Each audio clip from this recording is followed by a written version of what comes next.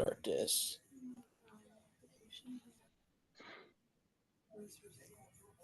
Welcome in, guys. Happy Thursday. This is the Walker Report. We are part of NGSC Sports, guys. Remember the website. It's ngscsports.com. Let me go ahead, guys. Today marks the fourth year since my mom passed away, and I wanted to play the video, and Lou's not on here, but I wanted to play the video from YouTube when his mom came on to do this. I apologize for the audio and the lighting. This is when I was first starting to use my green screen. And as you can see, my face is, and you can hear my co-host Adam above me still say that my face looks like I was a White Walker. So let me go ahead and play it up to that point. But here we go.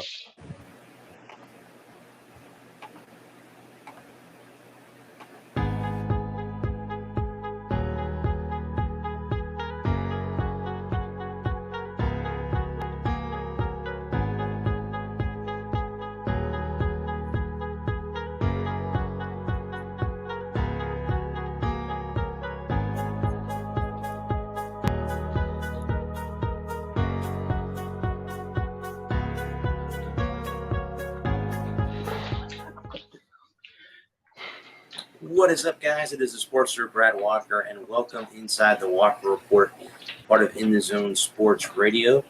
Guys, if you have noticed that I was not here the last few weeks, if you do not know, if you don't follow me on Facebook, I lost my mom on January 30th. She passed away unexpectedly. It was not expected. This is not something that I was ready for, anything like that. Nothing around those lines or anything like that. But thank you guys for being patient with me over the last few weeks of not being here, not being on the podcast, and writing as well. I am back to doing all of that this week.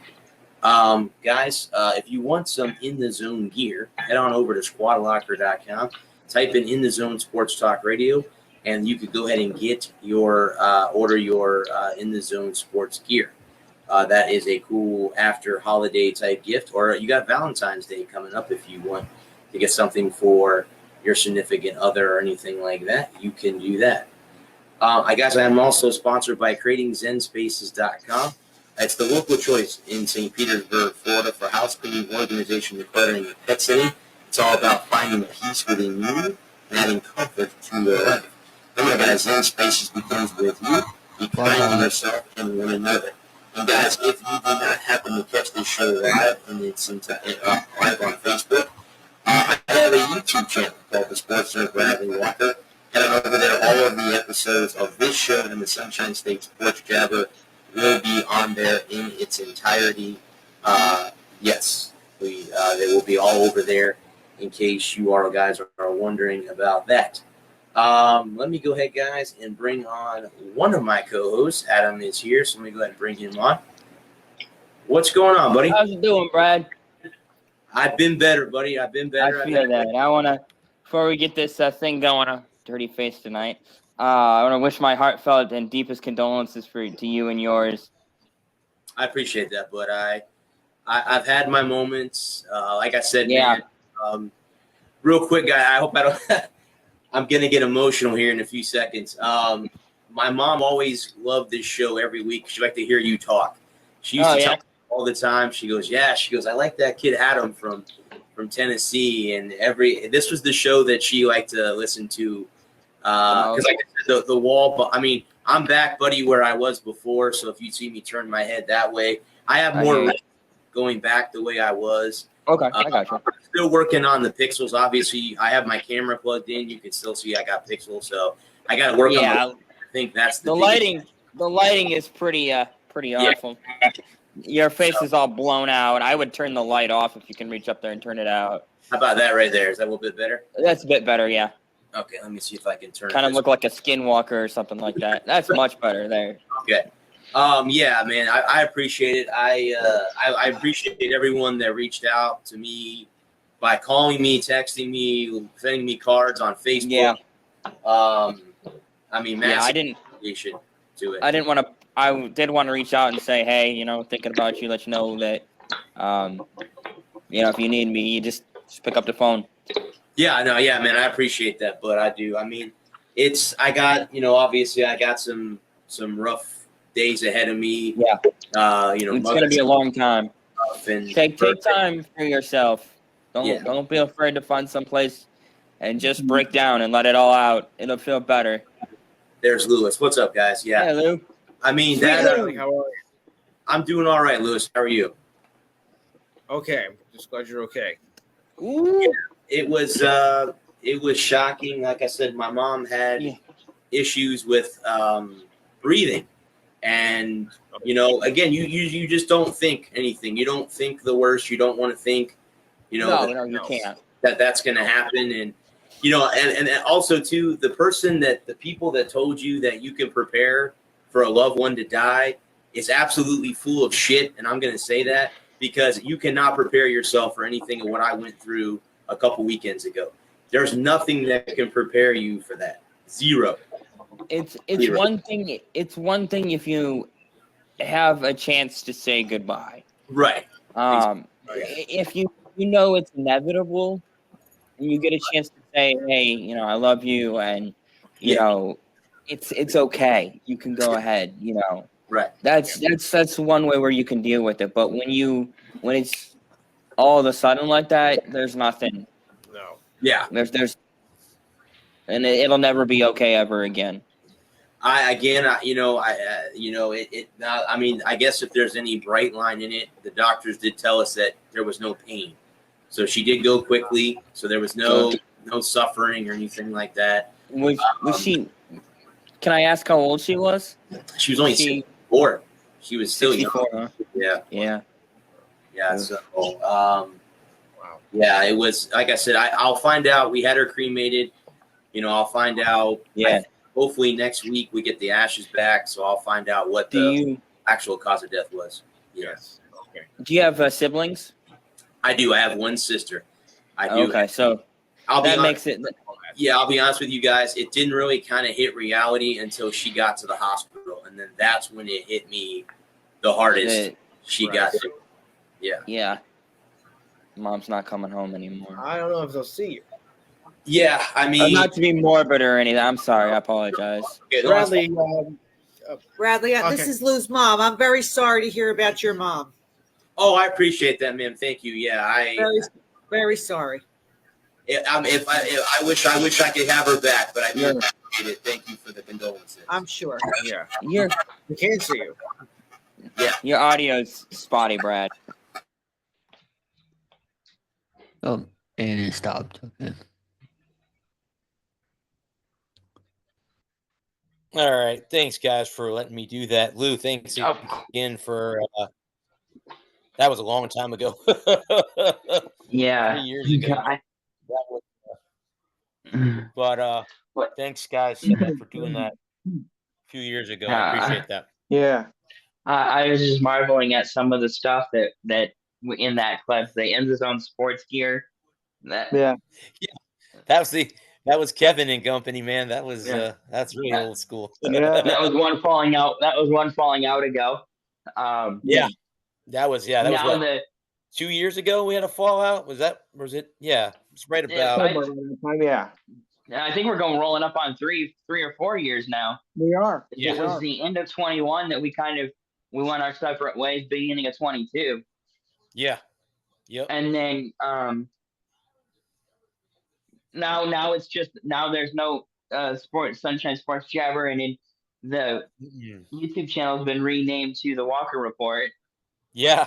See, it's kind of cool to go back sometimes and look at old clips like that, and I was because what did I have it? The Sports Nerd Bradley Walker was my YouTube channel, and I changed it to the Walker Report. Yeah. We just to get more continuity between that's one thing that if you have a show name, then, and David, this is, I know you wanted to come on and kind of be a part of the show and see how we do things and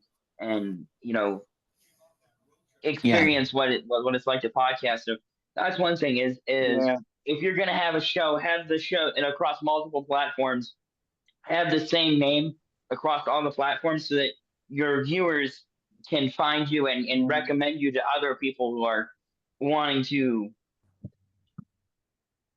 find your stuff. So if you have a Absolutely. show and you have Yes. a Facebook, if you have a Facebook group and you have a YouTube channel and you have, if you're on Spotify or Apple, the Play Store or whatever, make sure that you have the same consistent name across all platforms. If you have an Instagram, just make sure it's the same so that everybody can so that when you link tree everything together and you're like, hey, this is my YouTube, my Instagram, my Facebook, if you have TikTok, if you do TikTok clips, make sure that everything, and then make sure that you have like an official, or you get that blue check mark in it. If you can't get the blue check mark, so make sure it's official so that people know that it's the real you. That's my biggest piece of advice on that. Yep. Up to you. Mhm. Yep. I agree with that. Well, do the best possible. Here you guys go. This just came across X, and I know this is a joke, but you listen to this. The Cleveland Browns have just traded 3 first-round draft picks for Justin Tucker. You know where that's going. Oof. You mean Yeah. Justin Sucker? You know where that? Yeah, you know where that's going. So Yes. Justin they Bad have both of Touch. them on the same team. What Allegedly. My idiot of the week. Allegedly. Yeah, well, dudes, just the NFL needs to start hiring male masseuses or something. I guess so. It's just getting out of hand. Because this is what the second person that's. I guarantee you, and I'll bet you, there's been more of them that just haven't come forward yet. Yeah. Or been caught. Or been caught, or they Been paid caught. them off to not talk. Yeah. One or the other. Yeah. So. But But yeah, that was that. I just saw that pop up as we were viewing my old funny. YouTube clip there. That's pretty fun. Yeah, I just thought I'd drop that in there. Kind of change the mood a little bit from the Well, being funny. that was something that we didn't, when it all happened and everything went down, and and it was super raw. It's one thing that and especially when Jared lost his wife last year. Mm-hmm. It was something that I constantly preached to him, and is that it's okay to be okay. It's okay to laugh. It's okay to joke. It's okay to move on. It's never gonna feel good. There are gonna be times it doesn't. You'd be in the middle of the street, busy day, playing, doing what you got to do, and you're gonna miss her, and it's just gonna be like, man, I really wish I could talk to my mom right now. But it's okay. It's gonna be okay. Because I know this. Because not long ago when I lost Dad, I was thinking the same way you were thinking, and that's why one of those nights I wasn't there that night, because it happened that day, that morning. Yeah. And, What matters is that they're in a better place. So yes. Mm-hmm. I agree. And it's okay to move on with your life, to do the things that you enjoy doing. And it's one of the things that I don't remember if I actually called and talked to you, or if we just talked on Facebook Messenger at the time. But it was like, when you're ready, come back. We'll take you. We'll be here when you're ready. And and it was you only gone for what, 2 weeks? I was gonna say, was I gone a week, or I think I was gone 2. I stepped away for 2. Because I thought, but too, in my mind, I'm like, she wouldn't want me to be not doing what I love to do, and that was, 2 things that I like to do was be here with you guys, and then obviously, write as those things helped the healing process a little bit, and so I'm here now, and I miss her, still miss her. Of course. I mean, it is what it is, but again, time heals, and I've had my days where I broke down, like, and fruit flies like a banana. Yeah. One or the other, but I mean, back. So, but I just happened to wanted to kind of review that. I watched that clip the other day and wanted to play that because I appreciated Lou's mom doing that for me. You're welcome. Yeah. To come on. If you guys want to dive into it, I had a couple WWE things. Obviously, if you did not hear, Triple H is in the WWE Hall of Fame. I guess Not he's, surprised. and I'm surprised that he's not in there already. Like everyone else from his class, like The Rock and Stone Cold and all those guys that were in that era. Legends. Well, that's what I mean. I'm surprised that he's not already in there already. Well, he had the longest run out of all of those guys. Longest main roster run out of all those guys. That's true. That's true. You're right. You're right. And I think he didn't officially retire until like 2015, 2016.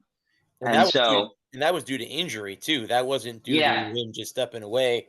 He had messed up his pectoral muscle or his leg. I forget what it was. Heart. Oh, that's what it was. Okay.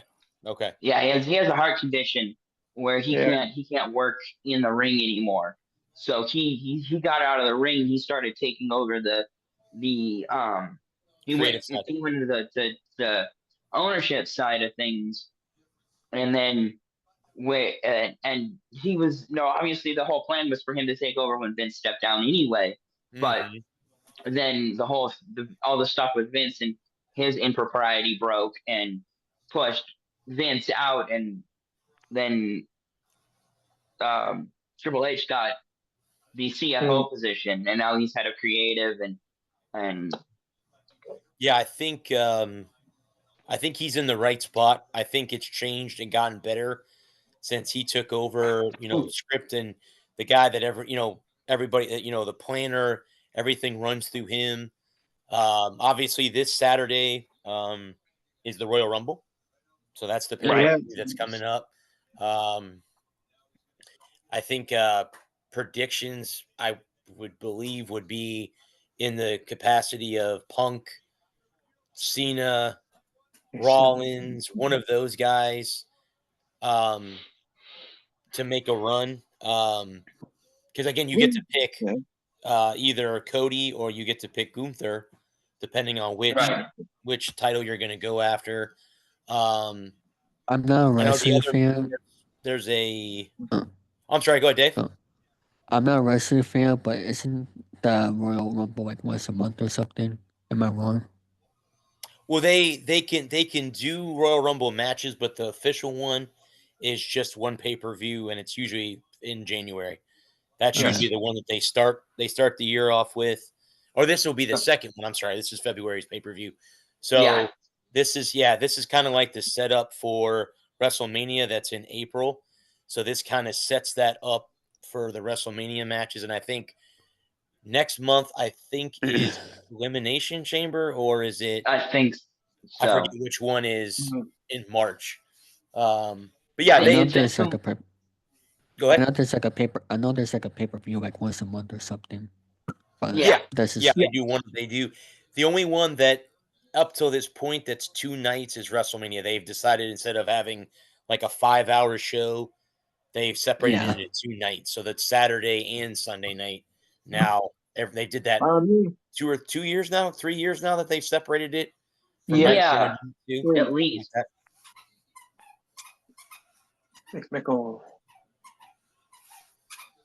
Yeah. So after so the WrestleMania, then Elimination Chamber, then Mania. I think that's right. SummerSlam, I think, is in July or August. Yeah, I think SummerSlam's in August.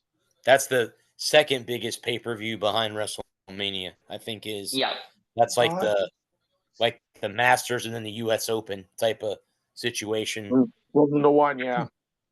Yeah. I mean, so they're Cody has a match against Kevin Owens, and it's a ladder match, so the titles will be hanging from the rafters. There's a 2 of 3 tag team match between the tag team champions and Motor City Machine Guns. I think that's a 2 out of 3 falls match. So that's going to be interesting. Then, of course, you have the Ladies Royal Rumble, and Jordan Grace, who is in TNA, has now signed with WWE. Obviously, if you did not know, those two became partners. So you could possibly see Matt and Jeff Hardy at the Rumble because that's the organization that they're in. You know what, guys? I wouldn't, and I know this might be a long shot, but I wouldn't be surprised to see any AEW guys at the Rumble. Just one night. No. Yeah. There was some announcement earlier this past week or two about AEW wrestlers going over to WWE by collaborating. Oh, okay. I heard something about that, but yeah. No, so you could be right about that. But continue on. Well, I haven't heard anything about AEW stars.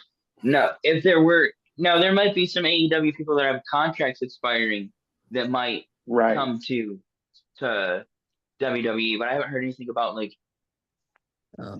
because AEW, see, TNA, they signed a deal with the WWE so that the stars could work both promotions. Mm-hmm. Oh, okay. Maybe that's what I was trying to think about. Okay. So that paves the way for guys like Joe Henry to appear on in WWE programming. Now, last year TNA loaned him out because he got super popular with his TikTok stuff, and he was really popular on TNA, so they loaned him to NXT for a couple weeks. I think it was like a 6-week stretch where he was making appearances on NXT, and then last week or the week before last, I don't remember offhand, he won the TNA world title. I think it was, I can't remember if it's just the world title or the heavyweight title. I think it was just the world title. And then you got the guys from NXT also too. You got Trick Williams, who probably will see. Obi Femi will probably be seen. And Obi is the world champ in NXT. Right. So yeah, I mean, I'm sure we'll see some NXT guys either coming up to preview their move up to the main roster or to show what the future holds, because NXT is the future of the WWE. Yeah. So yeah, I mean, we'll see how it all goes down on Saturday. Yeah, sure will. But yeah, I think it's going to be Cena. I think it was last week that's too. my prediction too, but that's who I picked. So when it all is, because I think we talked about possibly him beating Cody at WrestleMania. I have a funny feeling in the Kevin Owens match against Cody on Saturday that you'll see Randy Orton return and screw Kevin Owens. I have either he's going to screw Kevin Owens or he's going to screw Cody Rhodes. I don't know which way it's going to go. He's getting screwed. But something tells me either that or Sami Zayn, who Kevin Owens talked to on SmackDown. One or the other. It's going to go one way or the other. Who's going to get screwed? Somebody's going to get screwed on Saturday. I mean, it would be nice if it was just a straight up, no holds bar ladder match type thing, but we'll have to wait and see how it all goes down. It should be no disqualification. So yeah, then you will see them. Then you might see both of them. So they couldn't have a dusty finish. Somebody's got to win it. So yeah, somebody has to ascend to the top of the ladder and get the titles. Let me see something here. Yeah, I haven't heard if Orton's been cleared to wrestle again or not. So if he hasn't been cleared, then he probably won't make an appearance. Okay, so it is a ladders match. Okay. Let's see. Now the guy that's on CBS that writes the WWE has his prediction is Cody Rhodes. in that match. Now, his Royal Rumble prediction is CM Punk. And the reason that he says that is that it says, like, it would come down to 2 men at the end, will give Punk the win and Cena to punch his own ticket at Elimination Chamber. So I'm guessing what they're going to say is that Punk will win, take the belt off of, I would say, Gunther, because Punk is a face at the moment, unless he turns heel, which that's a possibility too.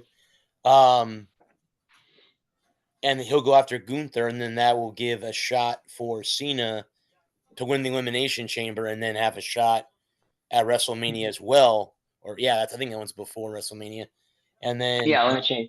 So, I mean, because again, the reason why I think he may have picked CM Punk is up till this point, and I don't know how this hasn't happened yet, but CM Punk has never headlined WrestleMania.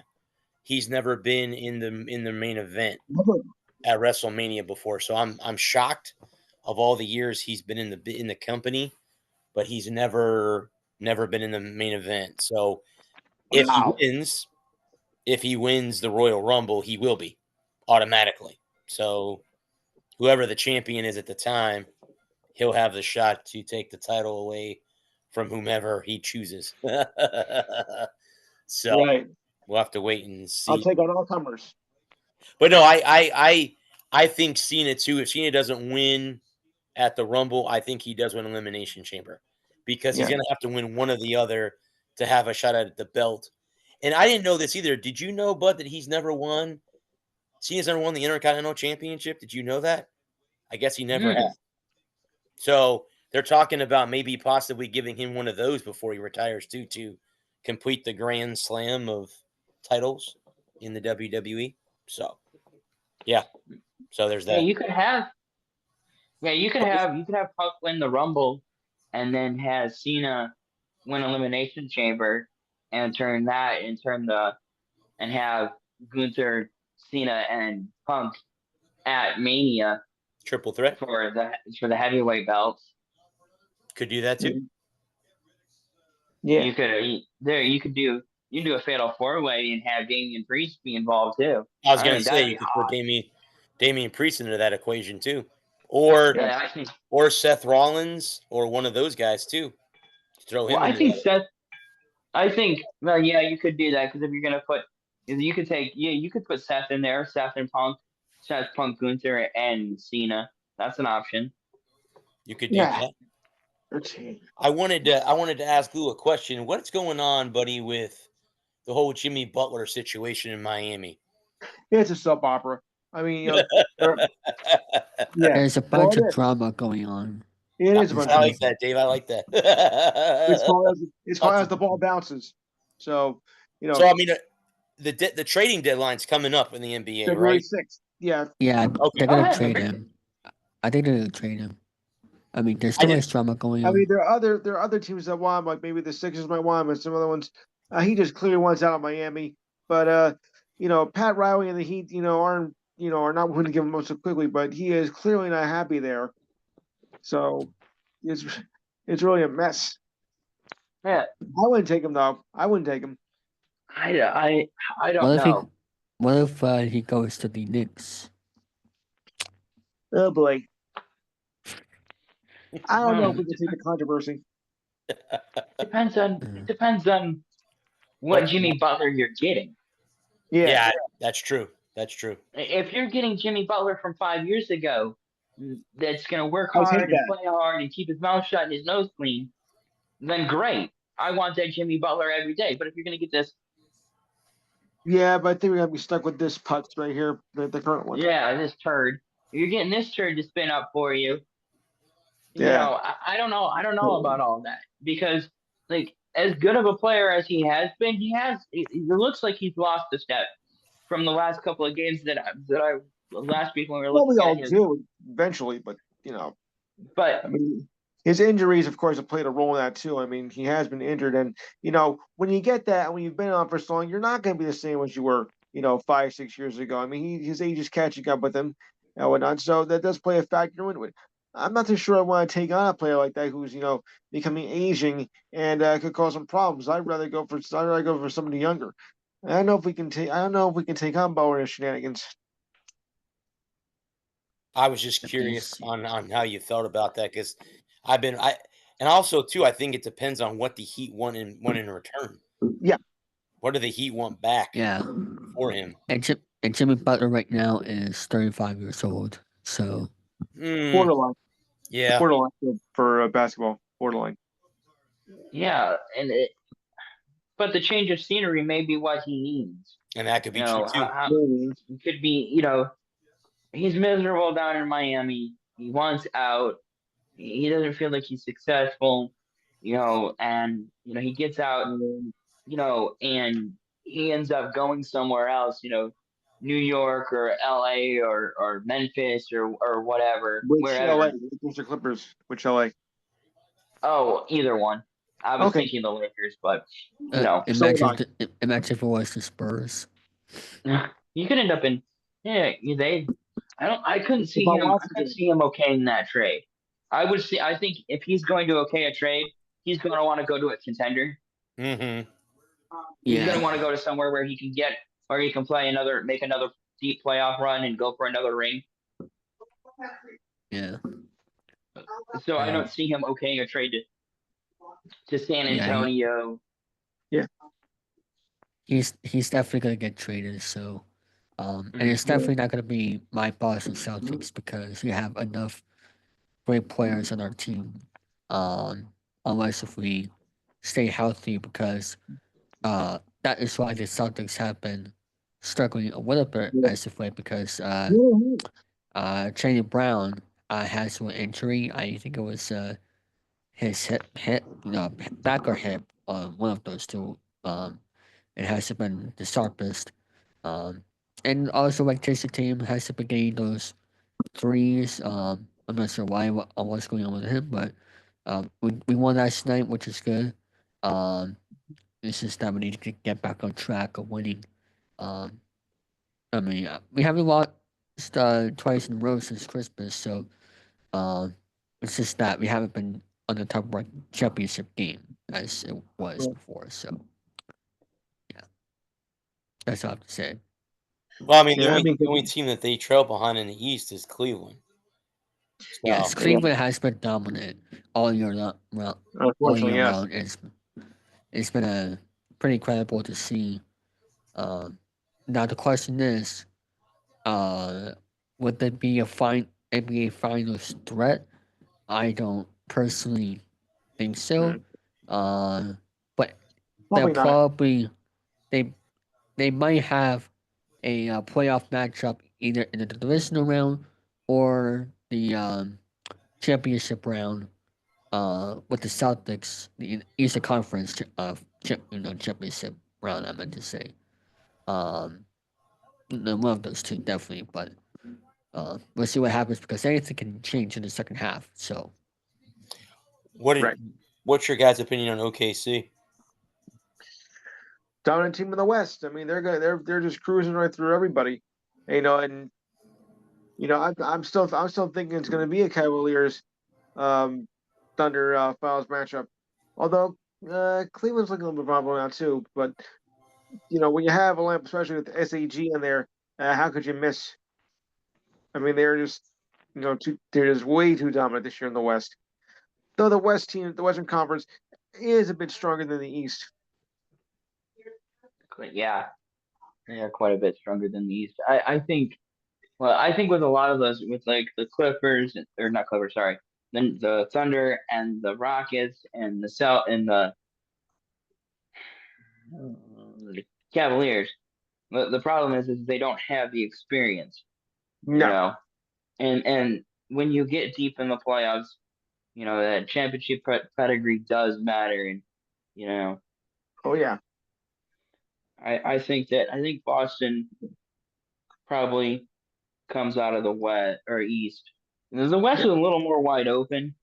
It is. With Luka being hurt right now for Dallas, and Dallas gets Luka back healthy, they'd be at the serious threat to come out of the West. Denver has that championship pedigree that you were looking for out of the West, and they're 4. So I was gonna say, like, Westbrook's got his career back since going to Denver. Him and the Joker together. That's been like, because he was there as a bench player, and now he's in the starting lineup. Westbrook's in the starting lineup for Denver. So yeah.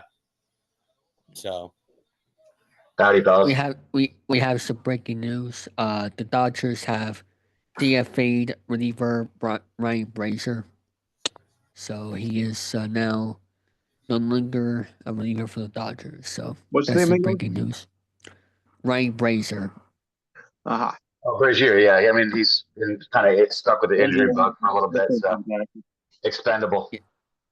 Yeah, they just DFA'd him, and also from earlier when we started the show as well, the Mariners and Horse George however I pronounce it Panonso. The Mariners are agreeing on 1 year per deal. Not Pianonso, but George Panonso, however I pronounce it. So so that's some baseball news here so far. And if you guys want to watch some live baseball, MLB Network is going to be showcasing some live baseball starting tomorrow, which is the Caribbean series, I believe it is. Oh, So that'll be on MLB Network starting tomorrow night. So for those who want to watch, a live baseball game, for once this winter, feel free to check out MLB Network tomorrow at 4:30. So yeah, it's a 14-game tournament. So that's the baseball news here for today. Thanks. I wanted to throw in real quick. I jumped in at the tail end of the NBA discussion. I mean, far and away from me, this is without their best big, the number one top 7-footer shooting three is Chet Holmgren. He hasn't even played in a while. I mean, the Thunder are bigger, faster. They're young. They're fearless. I mean, they've beaten all the best teams, I think, respectively. They've smoked each one of them. Shea Gilgeous is playing MVP, and again, this is without Holmgren. They just added Hartenstein, so now they got 2 7-footers to go with Jalen Williams, and Shea has been MVP. I think he dropped 50 last night. So I mean, Thunder is scary, man, and they still have a bunch of draft picks coming up. They hit a home run, they hit a grand slam in their rebuild, and they stripped it down, and I think they have maybe 3 or 4 number 1 picks coming up in this draft, and they're in first place without Chet Holmgren. Just remarkable. They're just getting better and better every couple games. The only thing I'll say about they can beat anyone by 20 any given night. I know experience is big, but Shea, I mean, guys like that, Shea, they're ready for it, man. Kobe wasn't 30 when he won it. He got in there. Like those guys are kind of ready, I think, to kind of come out. I don't know, and their defense is far and away the best in the league. So it's going to be interesting. I mean, what do you think? Without Holmgren, too, that's their second best player they're doing all this with him not playing. That's pretty crazy in hoops. He's an integral part. What I'll say, you got to figure they get even better. That's key. That's worth remembering too. It's scary how good they can be. The only thing I'll say about that is it's easy to win in the regular season. So it's different piece, yeah. It's a totally different game. It is in the regular season. You can go. They haven't been there yet. Run and gun.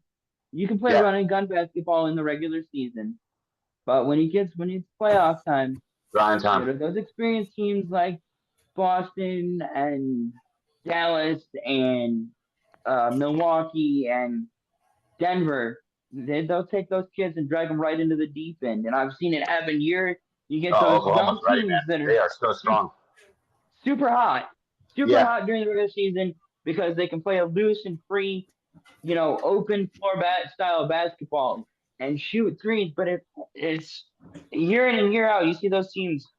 It takes them 3 to 5 years. Look at the Warriors. When Steph and Clay first got together, it took them 3 to 4 years to figure it out before they were winning championships. That's a good point. It was Thunder's first soiree, really their first dive into the water last year. They did get in they didn't get there, but they got in the door. So I think they're going to be a little bit smarter this time around, a little bit more confident. Yeah, they kind of been down that road a little. They've been down that road a little bit. They haven't pulled into the driveway yet, like the Warriors, like the great ones, like the bad boys, teams like that, like the Lakers. Right. But they have a shot, I think, to be pretty special, like all our Warriors. Maybe a couple rings coming up. I think in the future, eventually. Yeah. The only thing I would say is that, can they hang in a 7-game series against Boston? Got to bang and slow it down. Dallas. Yeah. Can they? Because Boston is going to want, they've been there, they've done that. I think Boston's the reigning champions, if I'm not mistaken. Yeah. So they're confident.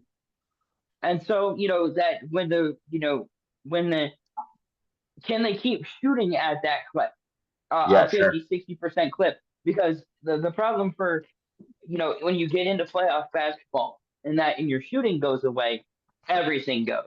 You can't play defense. You can't live and die by the three. You cannot turn the ball. You cannot turn the ball over.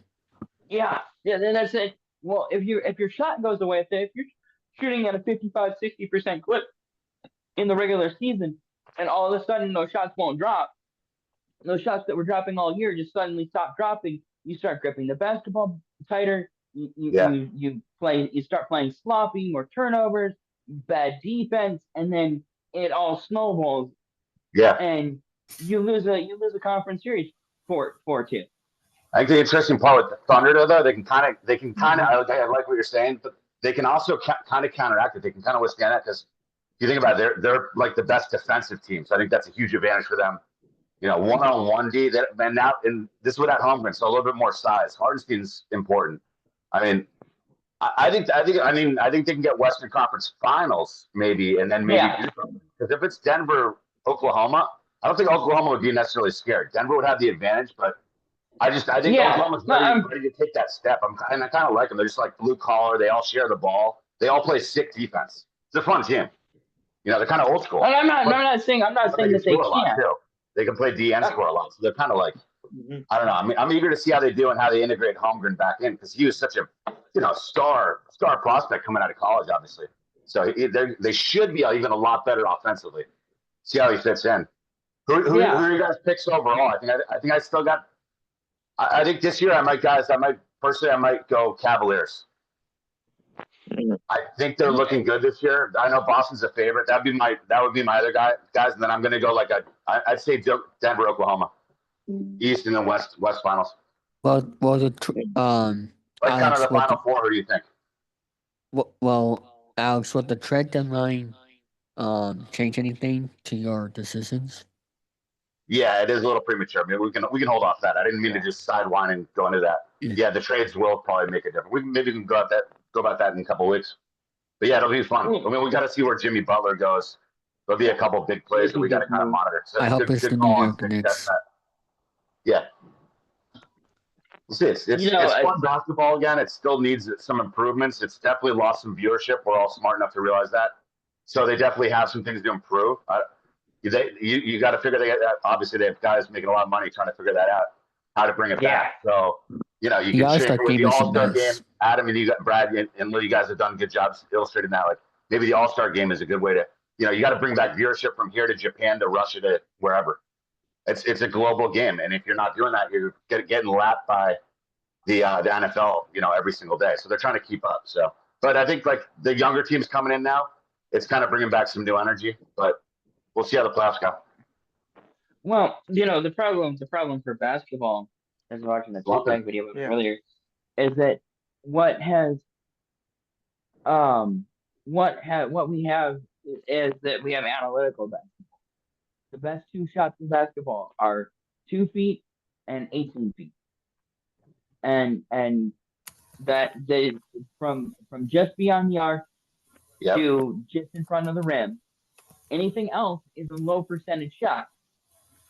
So if you're shooting, and this was a study they did, if you're shooting 42% from beyond the arc and 43% from just inside the arc, the only trade-off is it's mathematically irrelevant, statistically irrelevant, and you're better off shooting the 3-point and or getting the ball down low.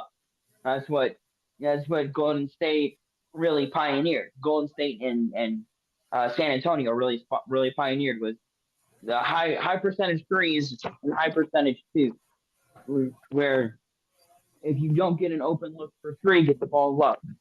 Get to the rim. Yeah. The 15 to 17 or 12 to 17 foot floater isn't a high percentage shot. Yeah. Right. It's the old adage: you live by the three, die by the three too. Do you guys hear me? Teams now are just too far in love with too big time in love with shooting threes now. That's not something I like. Lewis. I mean, the NBA back then, I still watch it a lot. I'm a big hoops fan, just growing up around it and stuff, like friends and stuff. And I played some high school hoops, so I love hoops. College does it more for me because I'm a UConn guy. I'm originally from UConn or from Connecticut, but when the Knicks are good, it's fun. When like the old school Bulls, when you had even the bad boys were awesome. NBA has so much potential. Those guys are sensational athletes. They're 6'9", jumping better than Saquon Barkley. So I mean, I've always thought raw pure athleticism. NBA players, I think, to me, are the top cream of the crop. But so that's just my 2 cents. I love hoops, but it needs a lot of work to really bring it back to like football level. I don't think it can ever get back to that level, but I think it could be the second or third best. Well, it's a different era now, It's just different. I think it needs even like when you look at like an Anthony Edwards. Cool. He's a great player, but we're not salivating. We're not. Oh my God, Anthony Edwards on a Friday night. I got to watch it. It's not like watching Jordan or the old school guys, obviously Larry Bird, but even like Steph Curry and Clay. Like, there's not that magic. It's not really primetime viewership right now. It wasn't LeBron. There's no controversy. Like, there's no fierce rivalry either. That's a missing piece that can really hurt fandom and viewership too. Yeah, well, it's a little different. Like I said, it's a different era. It really is. Yeah, more about. Okay. Well, I haven't. Yeah, we hear you, Lou. You're good. It's missing something. I think what it needs is more physicality. Yeah, old school. Yep. I think one thing that I think is missing. Oh, and I haven't watched a ton of basketball this season, but is the fact that you can't get out and guard anyone. No, it's every touch is a foul. Right.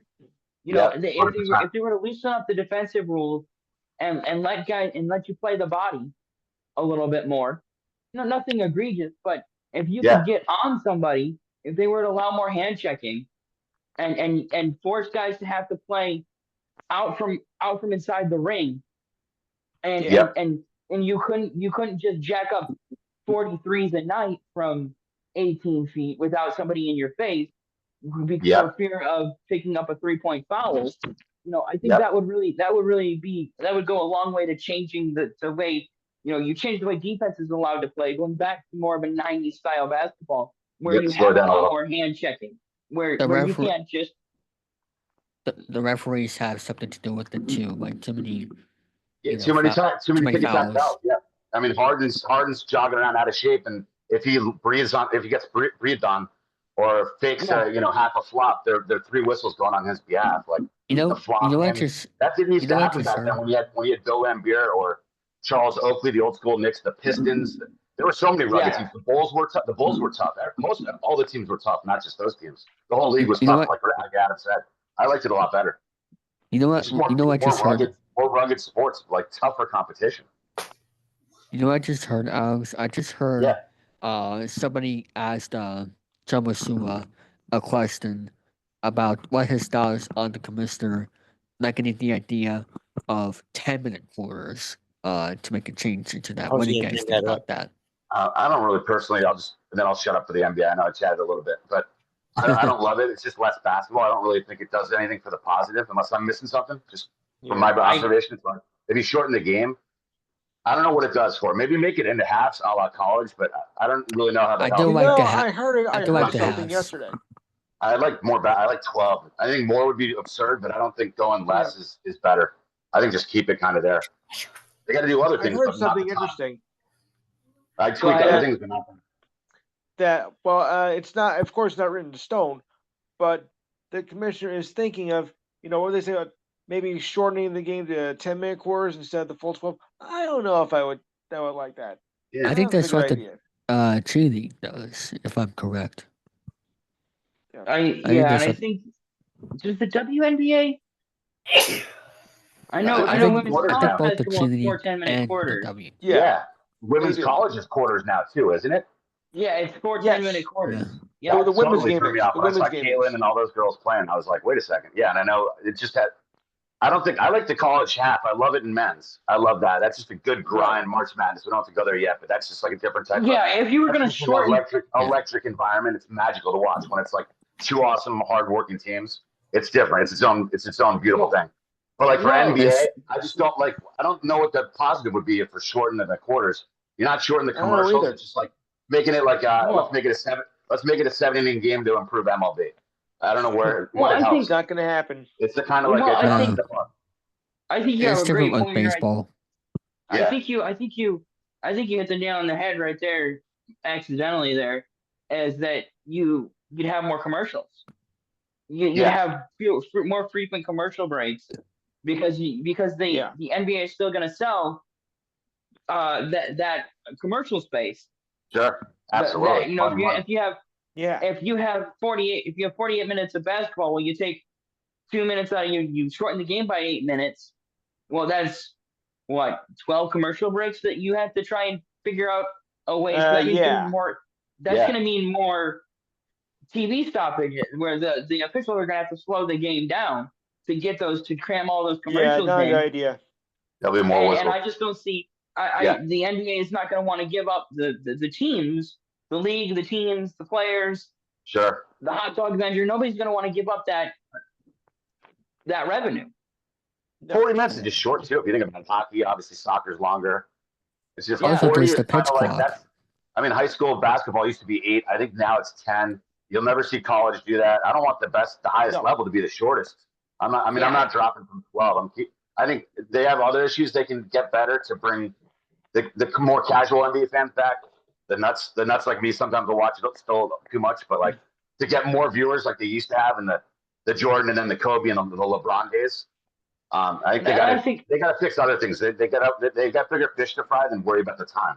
That's what I think. And I think one of the things that like I was saying earlier, is to change the way the game is played, to get people off the 3-point line, to get people out from under it, to make shooting is make the guys have to battle. If you allow the hand checking like you did I'm not talking about the 80s where you had fist fights underneath the rim. Right. With Bird and Lambeer, where guys where it was where a hand check was an elbow to the karate. Armageddon, yeah. But bring it back, because that'll prevent all these threes too. No, Adam, I love what you're saying. If I didn't even think of that to improve the game, I know they improved it without doing the drama with Harden, but with his swapping, but just make it so much easier to play more rugged defense and get him out of the 3-point line, chase him off the line. And then if you want to, what you can do is a flop is that you give them a technical foul, a non-ejection technical foul. Right? Yeah. So it's a T, it's a technical foul. He gets the other. So if you're on defense and Harden flops on you, you get to shoot one, and then they get to shoot 2. So that try to mitigate that. Yeah. Balances that out. Yeah. So, but I think more hand checking, more hand fighting, like off, especially away from the ball, where you can't just run. Yeah. Where you more offensive fouls, where if you're trying to set a screen, like they used to call it, where if the offense was setting a screen and just run over it, that's an offensive foul. More offensive fouls. Used to be able to put your hands on people on the perimeter, not like egregiously to the point where you're not if you're inhibiting or tarnishing, like if you're impacting their ability to break off a screen and catch and shoot a 3, like Steph Curry, you can't hold Steph Curry at the 3-point line. Duh. But you used to be able to absolutely tug a little bit, and there was elbows everywhere, and it was a lot more rugged. Obviously, the problem with that though is the problem with the reason I don't think that the NBA would want to bring that back though is because they like the threes and the dunks for the younger fans. That's my only concern. I totally think it should go to what you're saying. I like that. And I think that the NBA doesn't. If viewership is down like they're saying, they're not getting younger fans. They need So something. all they're doing is alienating no. older fans. And for me, as someone, I kind of like a hybrid basketball. I want some good, good solid defense, but that makes the offense have to work, makes the offense have to think about it. Yeah. Where and the other thing is that the games have gotten so much, and I think the game has gotten so much faster, where where decisions are made that quick, they're just made so quick.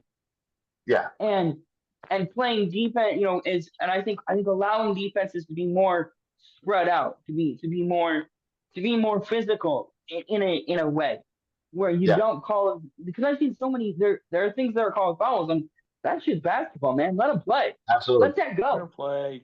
Well, AAU, and like also the way these kids are playing in high school, especially, and even middle school or fifth grade, some of these guys are playing on like eighth grade teams from like, this is more like Boston or New Jersey, or huge in New York and Jersey area, but they're all playing that. It's like how many threes can you shoot? Can you dunk?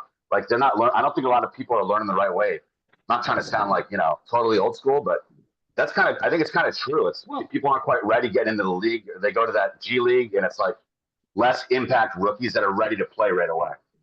Well, it's just kind of a mix of like the talent's kind of thrown off because it's a couple different factors like that. It's a little weird at the level. Hey guys, I'm gonna head out. Thank you for having me on, and don't forget to check out my YouTube channel, The Network 1000. I just interviewed my friends Rich Fields and Shannon Corey, so feel free to check that out. And I'll see you guys there. Have a good evening. Have a good one, Dave. Good night, Dave. All right. Thanks, man. Thank you, dude. Well, quickly to finish the NBA for today, if you want to go into what I'm doing, but I think the thing is the AAU basketball, college that it's true of sports in general, is that the coach any coach isn't, his job is not to make you ready for the NBA or the NFL or the NHL or the MLB. His job is to win his league games and keep his job. Huge sponsorships. There's a lot of money in that. With like eighth grade kids, there's a lot of money in that. Coaching those teams is a lot of money. I mean, that's just a different, it's a weird animal right there. Totally different. And his job isn't to get guys ready for the NBA. And I think a lot of those AAU kids who are really, we've seen the rise of the shooter, where it's a shooting league, it's a shooter's league, like how the NFL is a quarterback-driven league, the NBA is a shooter-driven league. If you have a shot, you don't gotta be technically sound on your dribble. You don't have to be a good facilitator. If you can shoot, you can shoot, and if you can shoot, you can play. And as you go up the rank, if you're a good shooter in middle school, you're a good shooter in high school. You're a good shooter in high school, you're a good shooter in college. If you're a good shooter in college, you're a good shooter in the league.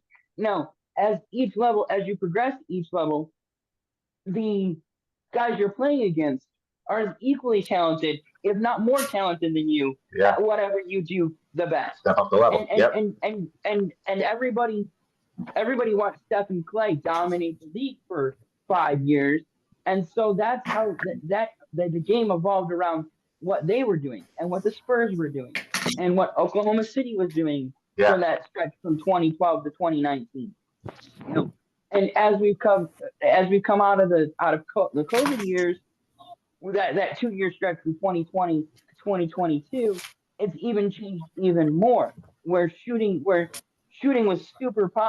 it's become super prevalent, and I think that because fans 20 years ago bitched about low scoring games. Reggie Miller and Larry Bird. But the Pistons, the 03 Pistons, the 04 Spurs, those teams that were in the low 80s, mid 80s, it was like 85, 79. The bad boys there, We want to see scoring. We want to see scoring. We want to see scoring. We want to see scoring. So the league opened it up. They got rid of the hand checking. They got rid of the hand fighting. They called more fouls. They called the games tighter. And so the league adapted. Coaches adapted to how the league was calling the game. They got more shooters. More shooters came into the league. More 3-point shooters came into the league. Analytics got involved, and now teams know that the 2-point shot from under the basket and the 3-point shot are the best two shots in basketball. Yeah. Well, I mean, now the best teams aren't going, oh, I need the best shooter. Hell no. I'm looking for the best basketball player. Look at Shea Gilgeous-Alexander, Oklahoma Thunder, like scored 54 last night. Like plays defense. He's like 6'6" and he's a point guard, so he can play every position defensively, and he can do everything on the court. That's who the Clippers foolishly traded Paul George for. Imagine that. So I mean, but like the shooter thing, it's just there's the next best thing. I think the next big thing is Wemby on it. But do you guys think I think he's an incredible player. I mean, but they need more star power. They need. Back in the day, you had 10 or 12. You had the dream team, all that stuff. I mean, I think it's missing stars, marketable stars. I think the NBA has a marketing problem. LeBron's every league here at the end too. Well, it's something that I've said for years about the NFL. The NFL is when it comes to marketing, brilliant. They've cornered the market. Totally, they have stars on both sides of the ball.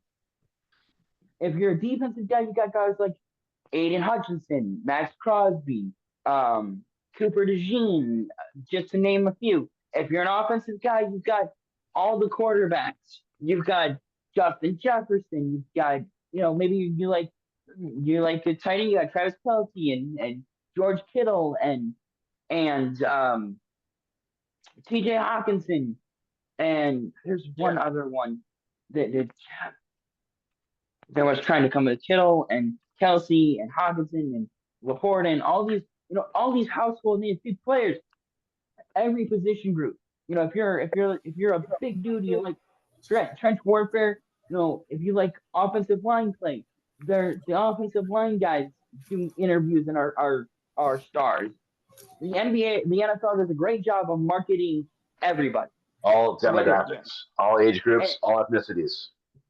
And Fantasy football made a secretary at some office in New York or in Ohio, a secretary at a company, a huge fan of fantasy football. So now she watches the NFL with her friends doing the nails.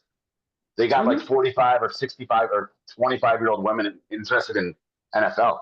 So that's huge too. That brought in a ton of fans right there. And they just market everything better. It's just a bigger brand. And the problem for the NBA, for the NHL, for the MLB is they don't market themselves well. They don't market their product well. The NFL markets their product well. The product of football, no matter whether you love the Super Bowl matchup, Kansas City, Philly, or you hate it, you're still talking about it. I gotta go back. Whether you're hate watching it on next Sunday or you're an active, all these people that I'm going to boycott the Super Bowl. No, the fuck you're not. You're going to be right there next to me, watching the game, smoking a cigar, eating your 7-layer bean dip, and drinking your Bud Light. Yes. And complaining about the referees the whole time. But you're still watching, and that's all the NFL cares about. And everyone with money and influence, whether it's tech billionaires or rappers or whoever, or hockey players, doesn't matter, or comedians or actors, they're going to be at the Super Bowl. Podcasters. They're going to be at the Super Bowl marketing, No advertising. podcasters. I like that. I like that. It's far and away the biggest sports entity, because they market it and just advertise it brilliantly. And they market their products super well. MLB is prehistoric. They have terrible marketing. I had a buddy who worked for them writing, and it was just brutal. I've worked for 3 different papers in the Connecticut area. I was covering, high school, college football, basketball, baseball, stuff like that. And he worked for MLB and said it was just misery. Hardly paid. It's basically an unpaid internship, but it literally you're doing too much. You can't really. It's almost an unmanageable workload. So he quickly went somewhere else. But NHL is lacking too. When are you driving home or hearing something on the radio about NHL? Mm-hmm. You hear Monday Night Football. You hear Monday Night Football. Whether you're in Tampa or Toronto, you're hearing Monday Night Football. Everywhere. Advertising far superior than any other sport. Marketing, advertising, money, and then more and more fans. So it all multiplies together. It's a bigger machine every year. Well, and the thing that the NFL does Overseas games, money. New is fans. they market the game super well. Yep. They market the game super well. Yep. It's not just, I think the problem that the other leagues have had is not having, sorry, excuse me. The problem that the other leagues have had is not having a wealth and depth of stars across the board. No. Is they, look at, the NBA was dead in the water when Jordan retired. Sure. And it took them a good 10 years to be able to figure out how to market LeBron and Kobe. And then they had a bit of a resurgence when Steph and Clay were there. But now that Steph and Clay are gone, Clay's in San Antonio, they didn't do a good job of marketing the other stars, the other players, building them up, building their brands up, building the brand of basketball around the guys that they have. And then you look at the NHL. The NHL has struggled for the last 20 years, 30 years now. Going on 30 years. Gotta have a personality though, too. I'd add though, Adam, they gotta have some flair, or just at least like, even if you're quiet, just be like a stone cold assassin. Like the NBA just doesn't have guys where you're like, dude, I gotta see that guy play. And I have guys like that I watch soccer to baseball to lacrosse to football, basketball. I just see me like, if I know someone, it's gonna make the fans who aren't sure, they're gonna tune in. That's the difference. Football, you're just tuning in.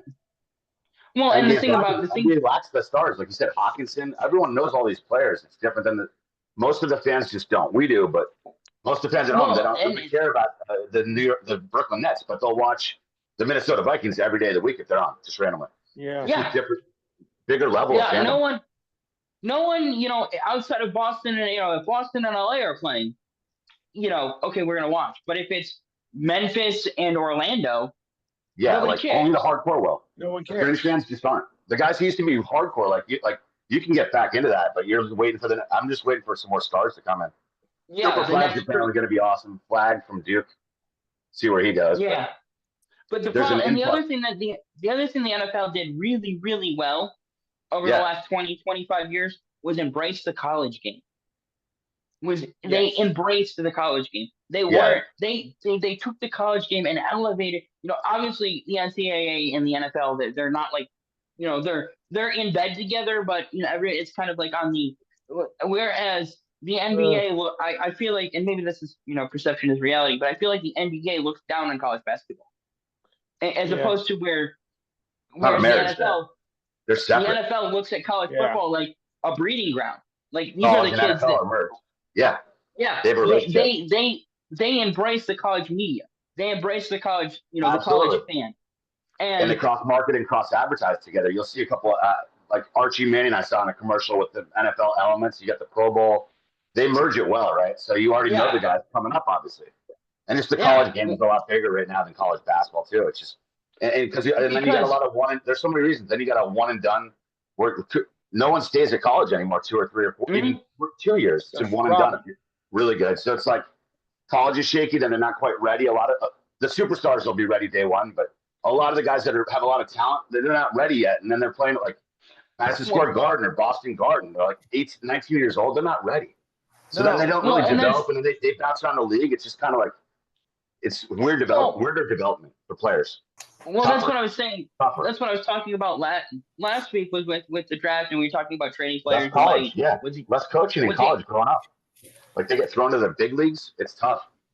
Not ready. Well, and because the college coach, his job isn't to get you ready for the NBA. His job is to win college basketball games. March Madness, And what I was saying, well, then that's a great example of what I was saying last week about. Well, I sent you that post about that kid that was drafted 8th overall in 21, who's out of the league. Wow. And we talk about the fact, like the NBA, the NFL, you know who the top 32 picks are. Everybody. Most of them are gonna be good. Yeah, definitely. And most everybody, not all of them are gonna be overnight sensations. Those are recognizable. Some guys are gonna miss, but the vast majority of the guys are bona fide stars. And everybody knows who they are already coming in. What they're signing up could you for. name the 22nd pick in the NBA draft from last year? No shot. No, it gets watered down because there's guys not quite ready, and then it's just. And then they spend the development's 2, 3, 4 years. To spend 2 or 3 years. It's They spent 2 or 3 years in the G League. Yeah, that's terrible for development too. I think there's no defense. It's like a glorified and one. That's not a good league at all. That's weird. That's money driven. That's much your product. Whereas you got guys that are playing like, the Eagles love them right here. You're gonna have, they got Alabama guys all over their offense.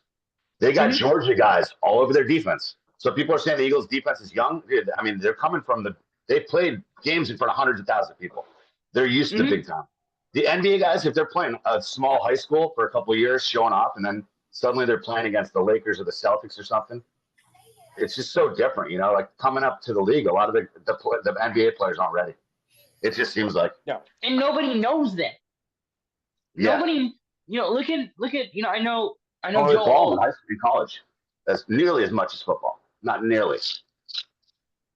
I'm not from around here. I moved to Tennessee a couple years ago, and so I'm not from around here, so I don't have like I didn't go to high school around here or anything, but I went to a couple of high school football games over the last couple of years, but I've never been to a high school basketball game. I've been to one high school basketball game, and it was because my best friend's boyfriend was playing, and she wanted me to go with her and cheer on her boyfriend.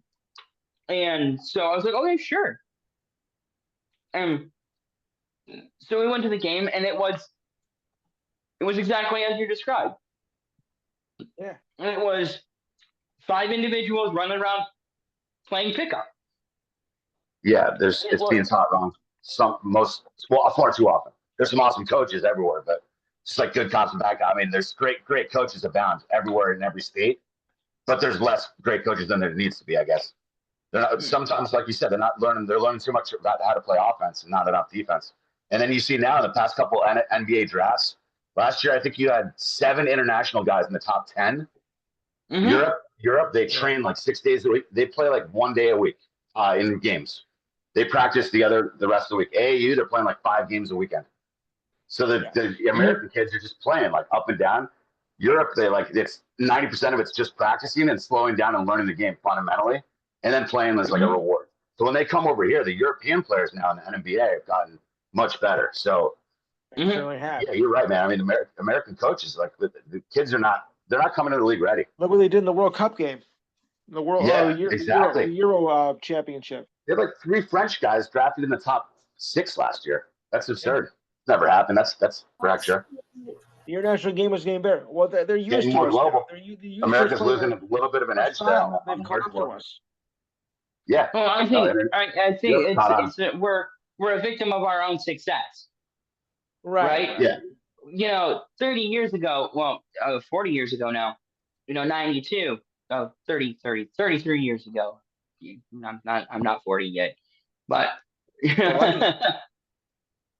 but we went out, what was it, 88?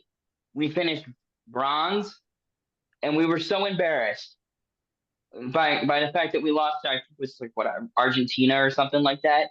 So we took the best basketball players we had, and we put them on the court together, and we said, all right, we're gonna kick everyone's ass for the next 30 years, and we did.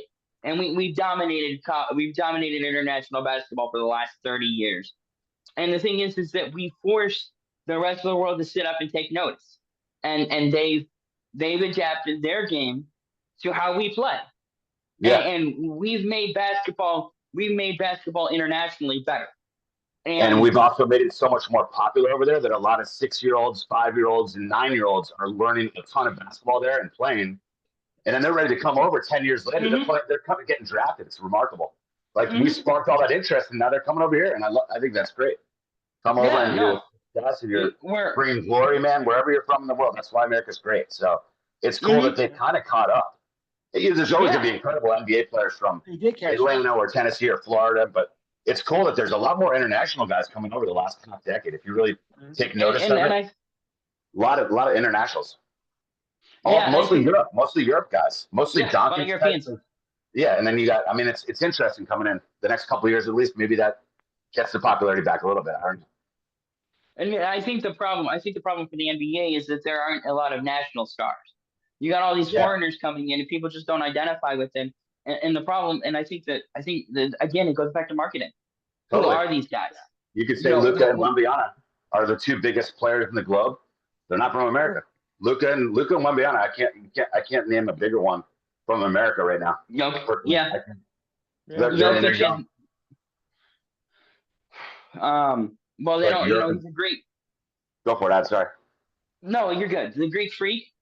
Absolutely, Luka, Wemby, France. It's all over the world now. Yeah. And it's we don't market the college basketball game. College basketball is its own thing. They do their own thing, and pro basketball is their own thing, and they do their own thing. And the two don't. There isn't an overlap. Look at the NFL. The NFL markets college football. College football markets high school football. So you've got NFL. So you've got guys that you've been watching for 8, 9, 10 years. That like Joe Alt, right? And I just for watch of an offensive lineman. Yep. He went to San Diego or LA, the Chargers. He went to the Chargers, and he may not be the biggest household name, but he's a name. He's a name people know. Cooper DeJean. Iowa. He's a corner from Iowa, the middle of nowhere. Second round pick. And everyone knows him now. Yeah. Because the NFL markets the college game. Because the college game markets the high school game. Because people care. People are invested in their local high school. They're invested in their local or in their state college, and they're invested in their pro team. I know a lot of guys. A lot of guys say they don't. I'm a bigger college guy than I'm a pro guy, but yeah, whatever. I go NFL, NBA, and I'm more rare these days. But in my 40s, I'm NBA, NFL, NFL first and foremost. Sorry, and to me, NFL far and away, and then I go MLB, and then I'm not as big hockey. I love it, but I just don't follow it as much as the other three. But I still like it a lot, for sure. And I was more passionate for it back in the day, but I just haven't recaptured where I'm watching the Avalanche on a Tuesday night versus the Devils or something. It's like that level. Right. But I still follow the standings, and I know the key players. I'm most of the key players on each team, but I'm not nightly right there with it. Right, and I think that goes back to the fact that the NFL has cornered the market on having one game a week, having each team having one game a week, maybe two, depending on how you might have a Thursday night game, and then you might play Sunday and then Thursday, but for the most part, your team's playing one game. It's going to be on one of 5 channels. Obviously, it's going to be Fox, CBS, NBC, or Prime, and occasionally Netflix. But that's one game a year. Absurd, but it'll be Tuesday night Netflix next year or something. It's a little ridiculous. They get it wherever they can. But with the NHL, the MLB, the NBA, there's so many games every week, and if you miss a game, it doesn't matter. You haven't missed out on anything. No. Oh. Yeah. It loses its emphasis. There's not as much importance placed on it. Not nearly as much importance. It's just more. There's more hype about it because of the marketing and the fandom, and then it's less games. Each game is quantified as more and more important because out of 16 and now 17. If you're struggling 0-5, you're probably not making the playoffs. So it's the heat is on every week against every team. NBA, there's guys taking nights off. That's a huge. I can't believe I didn't mention that. That's my number one pet peeve. How to improve it too is the Kawhi Leonard. I don't mind to keep going on about NBA, and we can stop whatever. But my last thing on that would be guys taking nights off, they hurt their pinky getting out of the shower, and they're gone a week. Just literally hanging out in sweatpants for 2 key games, and 20 minutes before the game, they'll announce they're missing. So. You have people maybe who are bringing their kids to the game who've never seen an NBA or a pro sports game. And then LeBron doesn't do it, but a lot of the players, they'll sit out randomly. So they're not even playing consistent minutes. They miss games healthy. Yeah. You don't see NHL, never. MLB is NFL, they'd be out of a job. So I can't stand that element either. It's a couple players still do that. And I think that's got to get stopped. But it's tough to tell people when to play and when not to. But and it's hard. I think one of the things that the NBA needs to do is play more games. You think more? They're at 82. Yeah, more during the week. They need to restructure how they play, how they schedule. Monday night, try it. There's not an NFL game. They can do it after the All-Star break. Do it for a month and a half. Monday night on CNT. Playing more games, and having fewer days off in between games. Like playing, if you play Sunday, you play Monday, then you have Tuesday off. You play Wednesday, Thursday, you have Friday off. You play Saturday, Sunday, you'll have and doing that throughout the season, so you don't have these long stretches where guys are wanting a night off. Like if you have we have Monday and Tuesday off. Well, I'm going to take Wednesday off too. Yep, and a lot of guys sit out the second end of it back to back too. I mean, that's where Kawhi Leonard started it back on the Spurs with Popovich. But sometimes teams sit in players 10 minutes before the game, they get deactivated, and some 7-year-old, the guy's blue collar dad brings him to his first basketball game, right behind the bench, and they're sitting there with the popcorn, starstruck, and the guy's in sweatpants, like he's not playing tonight. It's like it's unfair. Some of the fans have gotten upset about that. Like, you got to keep the fans friendly, man. They drive the league. It's a money-driven league. You need customers. Those are the customers. You got to be loyal to the customers. They turn the lights, keep the lights on for you. So make it as fan friendly. And the NFL again and other sports so fan friendly. It's another big advantage. So they're the juggernaut within the sports world, without a doubt. Well, you look at the other leagues, MLB, NHL, and NFL, and you got guys trying to come back with like grade 4 concussions and broken ribs and crazy. What's it? Yep. Mark Bergeron, about 10 or 15 years ago, playing in a Cup Finals game with a broken leg. Oh yeah, they'll jump back over the boards 45 seconds later, missing a tooth, right back in. You go down to the tunnel. That's true. Chara had caught a shot. This is probably 10, 15 years ago now, and broke his jaw in like 6 places. And they wired it shut and gave him a cage, and he was back in like 2 weeks later. The only thing that can rival stuff like that, legendary lore like that, the only rival for that would be like the old school NFL films, the old school voice of like the old Raiders games where they're literally like blood's coming out of it. So maybe an eye missing, we're not really sure, and the guy's like screaming, and then just as it takes off another player's head. Like those are the running a lot. The violence. I'm not trying to condone that word, but it's an extremely violent sport. Let's be real and put out our big boy pants. So there's going to be people hurt. It's what you signed up for. It's what you have insurance. If you don't like it, there's 1,000 athletes or pieces in the cornfield of Iowa that would die to try out one day for the Jets for 1 hour. Like every roster spot is so incredibly not valuable. It's like it's a gift.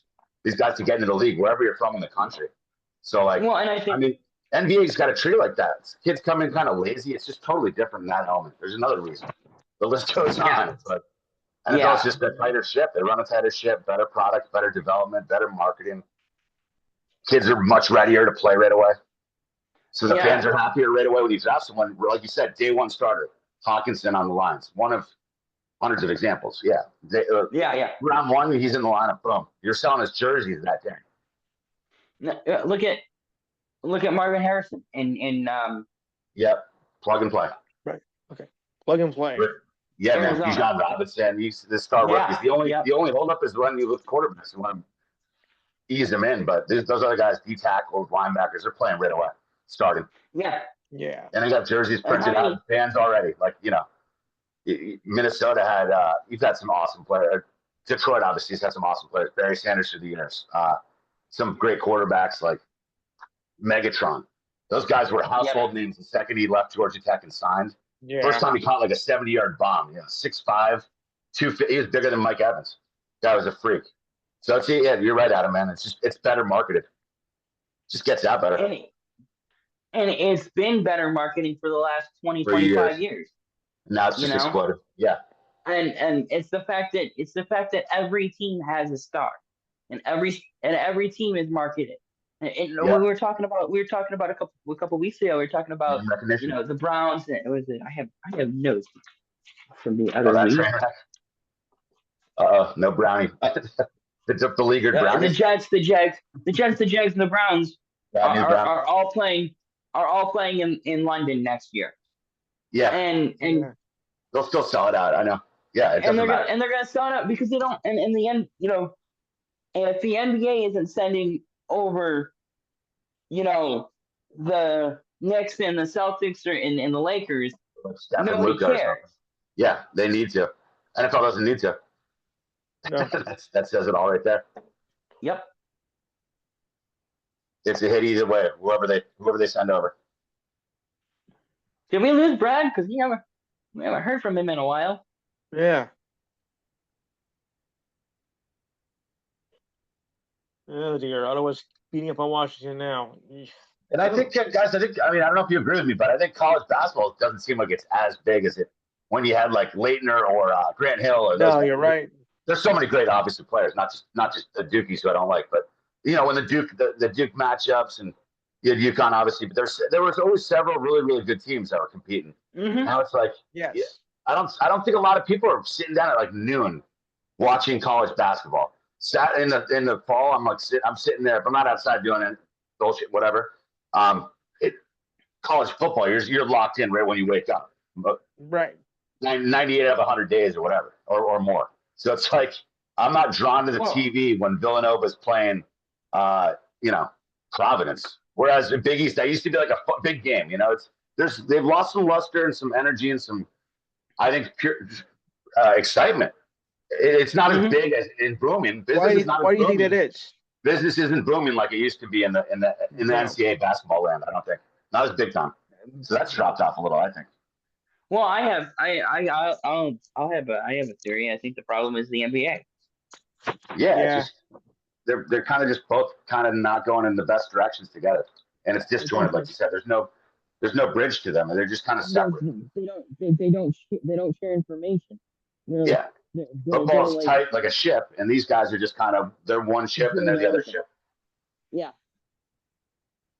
It's like a relay race. High school hands off the high school hands off. It's a feeder system. It's everything. Yeah, well, it's a relay race, right? It starts with the kids. It's a feeder system of tomorrow's talent. You got to have the great development along the way. And the NFL, the high school hands the kids off to college hands the kids off to the NFL, and then the NFL hands off their talent, the veterans, the not necessarily stars like Tom Brady or Peyton Manning or but guys that have been in the league like Anton Randall out, right? He was a high school football coach. He coached high school for a few years. Then he got a gig in college, and then he's back in the NFL, and it's all encompassing. So when the best football players get done playing football, they go and they start coaching or into TV, and they stay part of it, and then when that's and then when they're done coaching, or they get into broadcasting, and so every guys like Michael Strahan, once he got done playing football, he got into broadcasting. Yep. And every that's 5 big. or 6 years, you have a new crop of broadcasters coming up. So it keeps the broadcast fresh. Guys like JJ Watt, he's only been out of the league for 2 or 3 years, so it's not like he's been out of the league for 25 or 30 years. Unlike some of these guys in the NBA or NHL or MLB, who are the mainstays on a Saturday afternoon broadcast.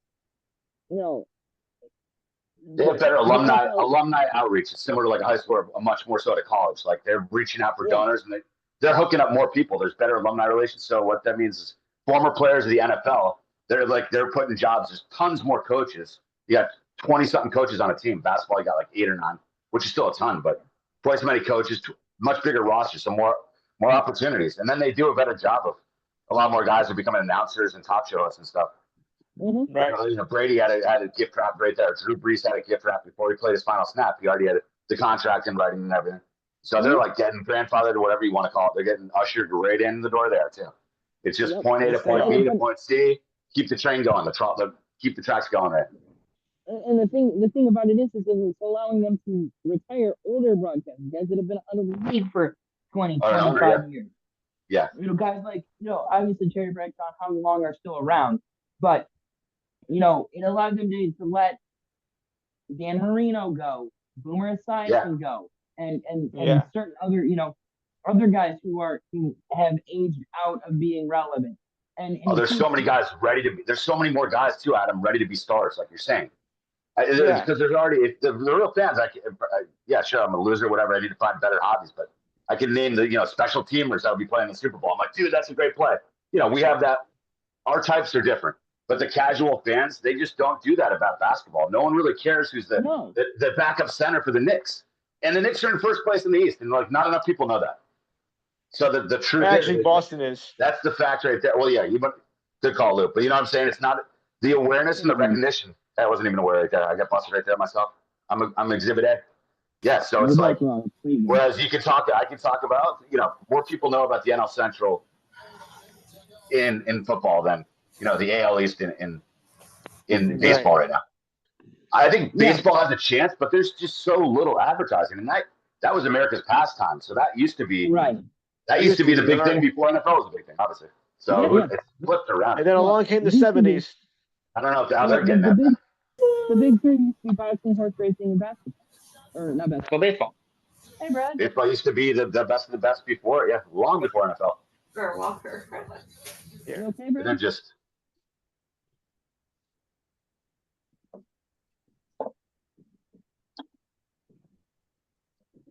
You asking me? I heard from you in like half an hour. Oh, I figured you guys were talking, so I figured I'd be quiet. No, you're more than welcome to talk. Yeah. We need you. Lou, I see your ear. You put the cam up right there. I'm like, yeah, I don't know how MLB, NHL, you don't see any advertising, so that's a whole big old, can of worms for a whole other time. Make a podcast series about that, or Netflix series on that one. Write seven novels on that one. I don't know if we tackle that with like 31 minutes to go here, but yeah, probably not the best way for me to just dive towards that one. Yeah, but I mean, I just don't see any other sport like the quote unquote big four, like Mount Rushmore. You got the old school like Metallica, Megadeth, big four. I just don't see out of the big four when it comes to sports. No one's touching. They're shining their shoe. They're shining the NFL shoes. They're like bowing down to them, and that's just the way it is. Yeah, unfortunately. What sport out of those big four guys do you think can be second, like confidently? Like who's the next dog out of that foursome? NFL, and then what's the next best league right now? The best that has the best excitement, the best talent. What's the second best league then besides NFL? Naked mud wrestling. That was my fifth, so that's bold of you. Oh, that's okay. Top five. I think the league that has a chance to break out, and the big league that's coming up, and that everybody needs to watch out for, is the MLS. Dark horse, yeah. I like it. Dark horse. I slighted them. I love soccer as well. They might make a move. Maybe I spoke too soon. We'll see. I think possibility. I'd want them to. I hope they do. That'd be awesome. Yeah, I think they have a real chance to be number two, to take overtake everybody else. Soccer is on the rise in popularity. More places have teams. More kids are playing soccer. Yeah, love soccer growing up. Soccer nut growing up, and then it's tougher. It's just not retaining people like it should. The hardest to the hardcore are watching. We're super excited when Messi come over, but they're not building that casual fan base. There's, like you said, there's not enough kids are playing soccer. I don't think anymore either. I don't know. I think more kids are going to start playing soccer in the next decade. You think so? I think cool. I think that soccer is considered the safest sport. Yeah, of course. Yeah, definitely. Well, you gotta be careful still. Yeah, but it's relatively well, it's cheap to play soccer. You need a ball and a relatively flat piece of ground. Yes. Non-contact sport, so it's just a different level of injuries. And it's a non-contact sport, so it's a lot easier to convince moms to let their kids play soccer. Yeah, both fall sports. Yeah, so it's one of the other. And soccer is a unisex sport.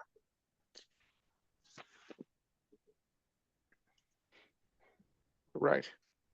Well, in like second grade, but high school it's broken off. No. I meant both boys and girls play. Oh yeah, totally. I thought you meant like merge together on teams. No. I meant. Oh yeah. No, we're not going that far. Oh, for sure. It's Yeah. not not co-ed. Unisex. Both. Oh yeah, both, I got both, you. That was my bad. No, you're good. I just clarifying that. Both boys and girls play soccer, and so you I have. hope, man. The biggest to me, I think, real quick, and like if I could, like a 30-second crack at it, to me, the biggest reason how should I say it? It's hit a snag and not kept going since the Pele or like the really good before. There's such an exodus of people watching soccer before Brad Keller and Lawless and those guys brought it back. Landon Donovan, that one big run they had recently, like 10 years ago. Mm-hmm. There was such a lapse, though. It just hasn't been nearly as big as the Big Four. I think it's got a shot, but I think the problem with the player development with us, we can't compete globally because so many of the kids are playing 4 different sports. If you go to down a street in Brazil near a schoolyard, every kid and their brother and sister are playing soccer on the street. Totally different. It's just a level. So it's tougher in the U.S., but if they can get enough, are they going to get the Messi enough of those type of talents to come over? No. They don't need those. That's the problem. Therein lies. That's the same problem the NBA has. And is too many foreign stars coming over and playing ball. For MLS soccer, for MLS soccer to take off like NBA, like globally, obviously NBA back in the day, but the NFL now, and baseball in its prime and hockey in its prime, is it has to have American stars, and they have to. Yeah. Well, maybe not now, but in 5 to 10 years, I think you'll see a big influx. And as money comes into soccer, and you can start to see those American players not having to go to Europe to get good contracts, having American teams competing and winning World Cups, winning Olympic medals. When those teams start, when those things start happening, American soccer will begin to dominate. So important in American sports. Right now, for the last 20 years, you've had any stars from the Team USA is like, where am I playing? Am I playing for Leeds or Manchester U or Chelsea? Sorry, they weren't looking at playing in America. So that's tough, man. They gotta somehow flip that script. Well, I don't know how you do that. It doesn't happen overnight. It's gonna really take, like you said, more and more American players, and there's no soccer marketing. I hate that, but there just isn't. Not nearly as big. I think there's just like a lack of. They got to turn it around. There's too many good sports in America. These other countries don't play half the sports we do. So it's like a lot of our best players are playing football. Imagine if football played soccer, or you could say that all around. Like everyone plays soccer's just bigger over there. I want MLS. I mean, who are the top 2 teams right now in MLS? Well, it's off season now. And Barcelona, maybe? I don't know. Oh no, for MLS in the States. For MLS. LA Galaxy. Chicago Fire. Do you guys think it can get in? Like, how do you think it's gonna just more marketing for really good, popular American stars? That makes sense.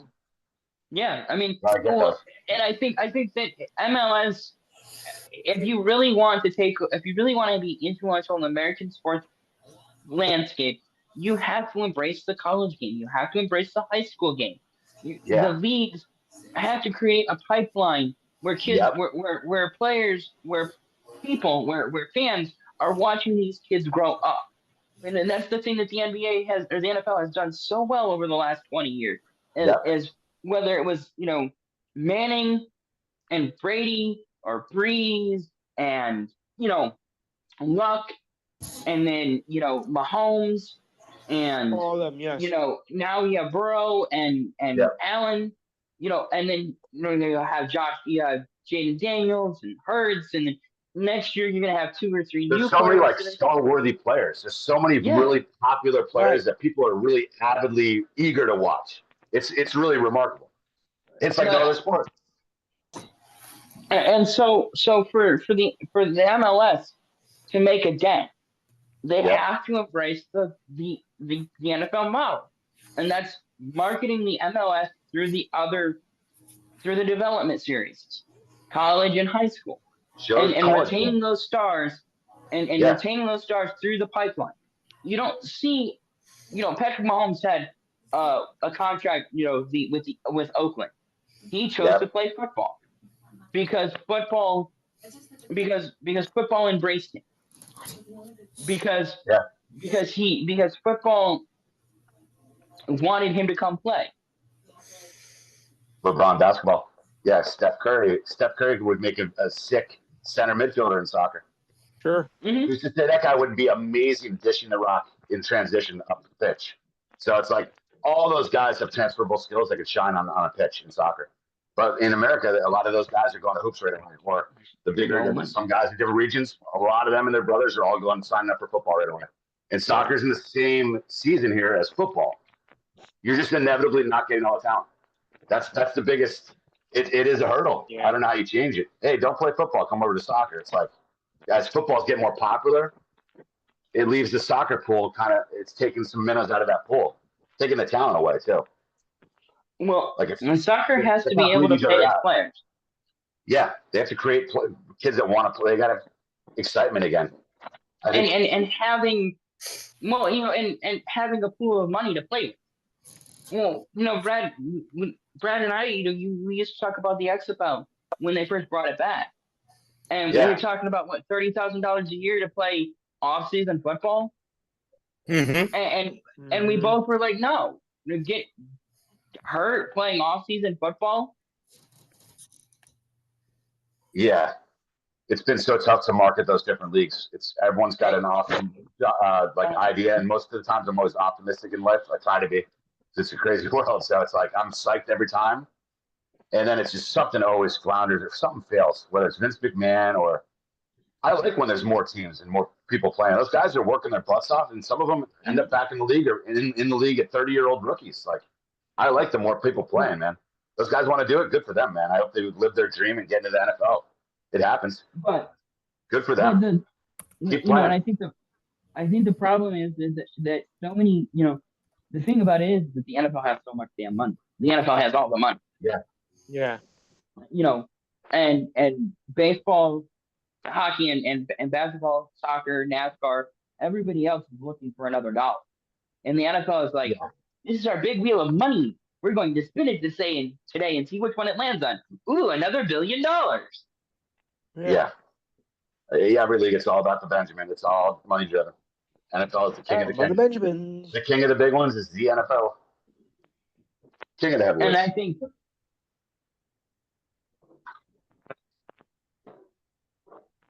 and here we've sat here for the last 40 minutes talking about nothing but the marketing side of sports. We haven't even talked about the gameplay. Brad is, I'm trying to get Brad back into the show. It's his show after all. But as a sports writer, Brad covers college football, and I think that the thing about college football and football in general is they embrace alternate media. And it's free press for them. It's if they're smart and want to help the program grow and make money, people are getting into that press box. Yes, like they always say in show, but it's free advertising.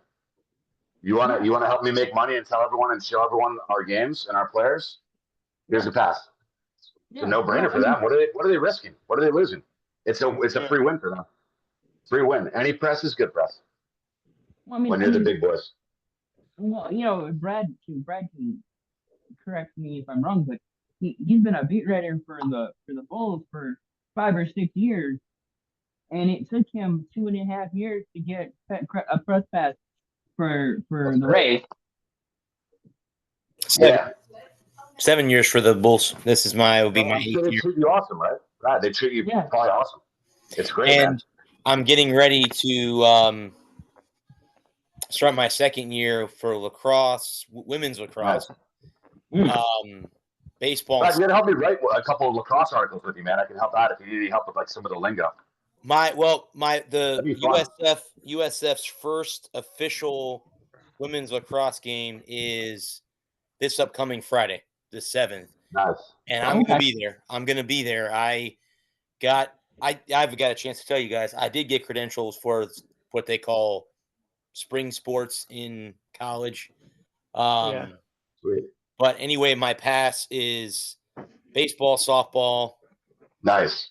lacrosse. That's sweet. Tennis. I think I've never covered tennis because they play in the middle of the week, and I have a 9-to-5 job. I can't take a day off to go watch them play. But the softball lady that is at USF, I said, "Hey," I said, "Can I apply for a credential?" She goes, "You got a credential. You don't have to apply. You were here last year. Yeah, man, they love you there. You showed up when you told us you were going to show." And what I like about the difference between and then I love to be in the press box in a box where you don't have to worry about the rain, the cold, the hot. But when it comes to softball and baseball, it's cool to sit with the fans because again, you know what you can't do in the press box? You can't be loud, you can't cheer. When you're out with the fans, they don't give a shit because no one's going to be telling you can't cheer unless you're cheering for the other team and they're going to say something to you. But 9 times out of 10, they're going to let you do what you do. So I'm looking with lacrosse, I get to be on the field. Yeah, so that's what's really cool about. I went to my first college lacrosse game a year ago or 2 years ago. I don't remember when. And I can't believe how fast that game moves. They just violent, man. It's hard hitting.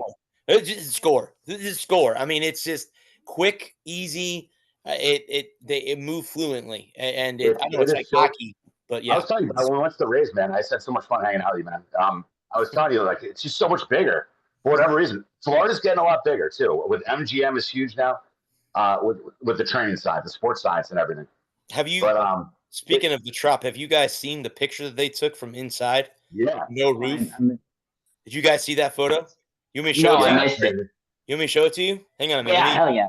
You guys keep talking. I'm still eager, Brad, to see. It's cool that lacrosse getting bigger out there. Like Tampa has a really big team that's popular. Because, dude, and growing up here, man, that was right away, man. I grabbed a lacrosse stick before I even talked. Before I was learning about football or going to a Yankees or Mets fan. If I was lucky with my dad, like it's just huge around Connecticut, New York, New Jersey's big, Long Island. So it's just always been. That's kind of been in my DNA. I still coach a lot of kids. That's what I'm mainly going to be doing when I get up my ankle thing. Is coaching privately. I still do that, but I've coached a lot. Played college, but I love lacrosse, man. That was with me with rugby. I watched rugby on TV. So fun, dude. So you fun. go and watch a game in person. It's so fast. Yeah. Oh, and you want to talk? You guys were talking earlier about Chara getting hit, getting his jaw and coming back out. Massive hit, dude. Rugby players dislocate their shoulder, get it popped back in place, and want to go back out. They don't fool around like them. They're tough. They're tough. Yeah. Tough people.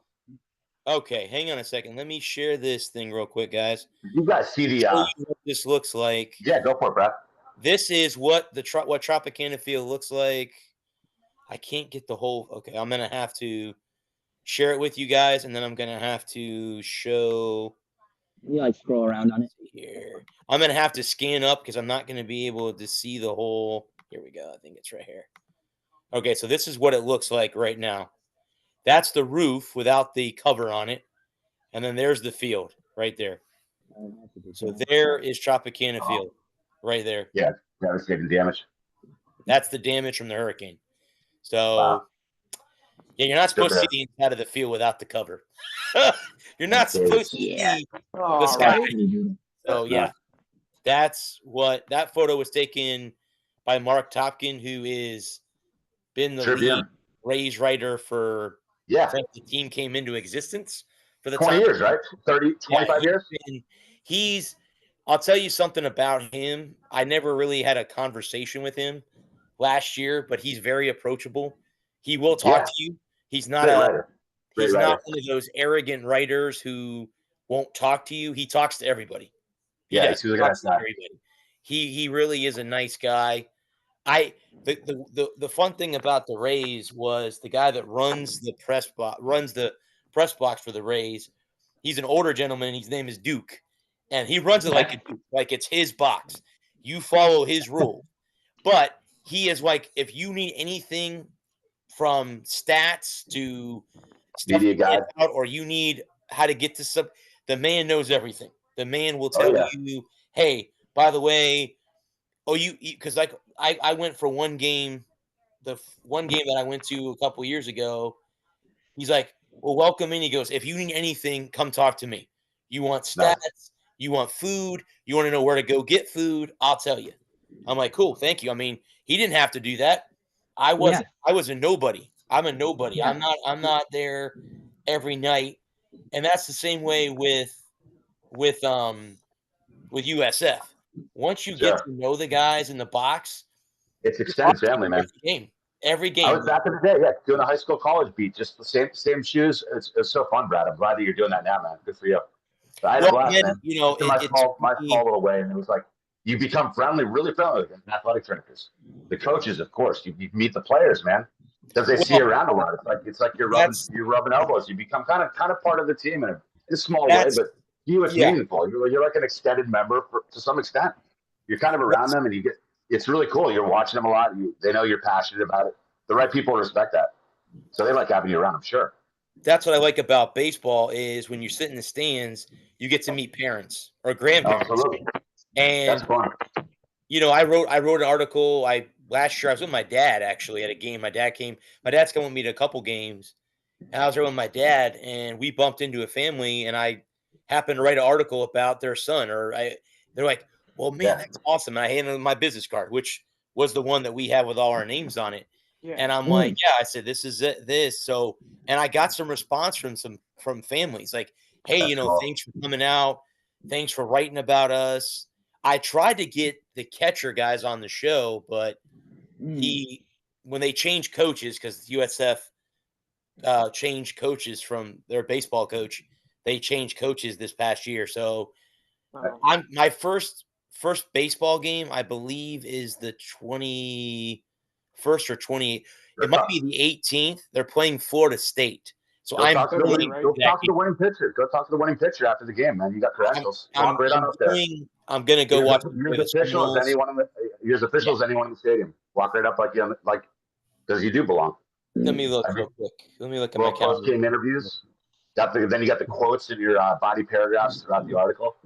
Yeah, totally adds so much flavor to your story, man. You get firsthand quotes from the star players. It adds color and power to all of your words. When you talk to like the star, you'd be going right in there and getting quotes, man, after the game. You're already a really good writer. That'll take it up another notch. Yeah, first baseball game is the 18th, and then my first lacrosse game is next Friday. I have a softball game on the 9th. They're playing Florida at USF in Tampa, and then I have another softball game on the 21st. The 28th, I think the 28th they're playing UCF, which I hate UCF with every ounce of my being. So I want to see them play their rival, being at the Warren I-4, which if you don't live in Florida, that connects Tampa and Orlando. And it's a highway that, depending on what time of day you drive on it, could be bumper to bumper traffic. Yeah. Depending on what time you drive on it. But it's called the Warren I-4. So, yep. Gotta like a good rivalry. UCF, USF. Yeah, they don't play each other in football anymore. They haven't the last 2 seasons. I don't know when they're going to come back with that rivalry. They haven't played the last 2 years. So, I don't think they're going to play this year either, now that I looked at the schedule. USF has the schedule out. They have who they're playing. They just don't have dates. I mean, they have dates for their non-conference games. Yeah. Boise State at Raymond James Stadium. That's the opening game. Then they have Florida and Miami on the road back-to-back weekends. And they're home against... What's this for about? Baseball? This is football. Football. Okay, got it. But, I mean, my first baseball game is against FSU. USF against FSU. So I know that game starts at like 5 o'clock, I think. I'm going to try to leave work at 3 and pray to God that I can get there in like 45 minutes. You get there in the second or third inning. It's not the end of the world. People have but if I get to sit in the stands, that would be kind of cool for a game that where I tried to go last year to some of the premier program games to see the premier teams. I got to see FAMU, and I didn't know this either. FAMU had a submarine style pitcher. I haven't seen one of those in a long time. Florida's got a lot of cool, really good baseball teams collegiately. Like Stetson's the big one. I think Pete Alonso went there first semester. Stetson has 5 or 10 or 12 or 15 MLB players. That's a hot dog. FSU. They're good. They're a good team. Man. Yep. They're a good baseball team. Well, I think FAU is a good baseball team too. They got a good. There's a bunch of really cool, like just not as newsworthy, not the big name FSU Florida. Like there's a lot of cool really good other programs that. Miami, well, Florida's good. Miami's a good baseball team too. Miami's had a lot of good pro players. Good. Yep. Florida was good last year with Jack something Callahan or whatever his name was. Leone. Yes, he was drafted by the Royals. He's 6'6". He was an Otani guy. Pitched in 250 lefty. Yeah, he set the NCAA record for home runs. Jack Leone. Well, and that goes. That goes back into what we were talking about with the MLB and versus the NFL and what these other leagues can do is start promoting these smaller schools. Start promoting these guys that are going to be. Well, the problem is that kid you were talking to 6'6" to whatever hits and pitches, but he's going to spend 3 years in the minor leagues before he ever gets a call up. The college guys, they try to get within 1 or like maybe 2, but you're right. There's a lot of 17, 18-year-olds getting drafted in MLB that they'll be taking bus rides in the minors for 4 years. Well, he's at 7. How old he's? Let's say he's 19, right? He finishes school. He'll be 21, and he's not getting called up till he's 23. Yeah. And so he's going to sit in the minors for 2 years. He's going to play Double-A. He might split time between Double-A and Single-A and Double-A next year, and then say he graduates this year, so he graduates in 25, and then in 26 he splits time between Single and Double-A, and in 27 he's playing in Triple-A, and then in September of 26 he comes up for a month with all this hype. That's the trajectory for them now. Yeah. A year and a half for the really good ones. Other guys, 2 or 3 years or 4 years. Yeah. If they're not ready. Because that's what they say, man. It's the hardest thing to do in sports. I've heard this a couple times from people. Some cliche for a reason, because it's true mostly. The hardest thing in sports can be to hit a fastball. When you get to that level. Or change up. You can insert any pitch there. You see guys that are hitting 30, 40 bombs in high school in New Jersey or Texas or Tennessee. And there are a lot of number 1 picks that wash out. Like you said, I know all about that. Just look at MLB, watching the rosters and the draft picks and watching the franchises. Torkelson in Detroit has been kind of a miss, but there's a ton of number 1, probably at least a half the number 1 picks every year just don't even make any sort of impact in MLB. No. They might get up when they're 26 years old, first rounders. It's crazy, the numbers. A lot of guys just don't make it. So do you think that's a big reason why just NFL is more ready players? Plug and play. Because everybody plays the best talent in the state. Yeah. Whether you're in Podunk, Northern Michigan, you're playing at the local high school, you're playing all the best talent in your area, in every, and there's no travel football. Yeah. So you're not there's IMG Academy, but those kids are really, really special. Those are really special kids. But in basketball, in baseball, and in hockey, everybody is anybody that has any ounce of talent playing travel. Yeah, of course, definitely. Yeah, it's huge. Sure.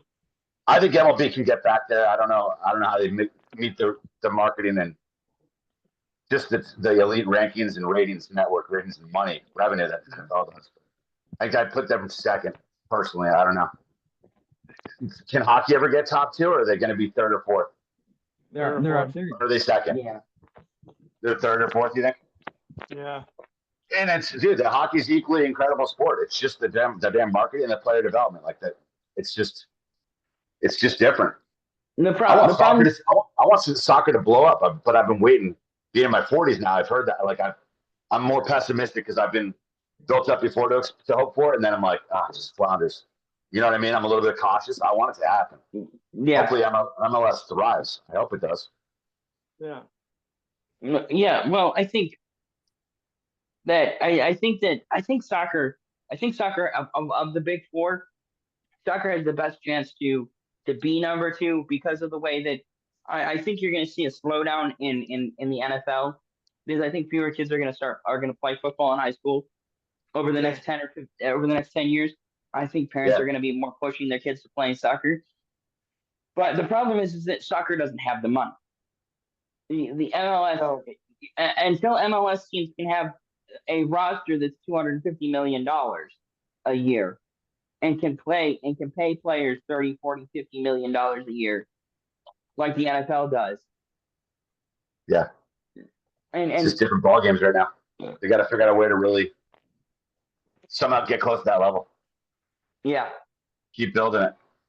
And I think they would benefit from fewer games where you can have and more television. Friday night games. NBA hasn't really done a darn thing that aren't done their best to try to market that. How about a Friday night soccer game, MLS game every week, or a Saturday night game? But then you're going against football.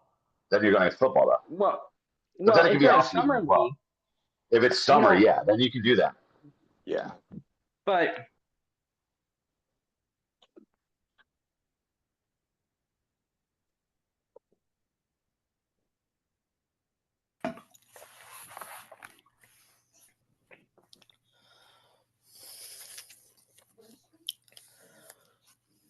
okay.